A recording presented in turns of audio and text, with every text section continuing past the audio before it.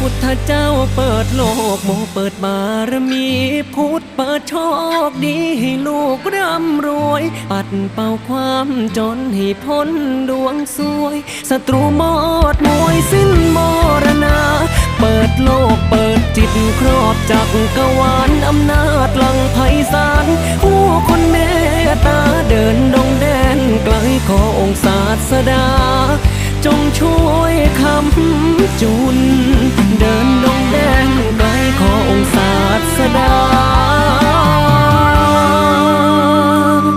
เมตตาคำจุน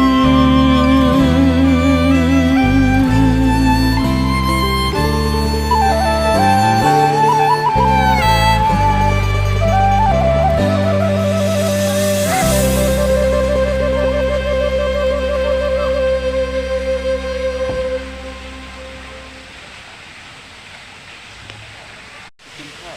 ไปกินข้าวไม่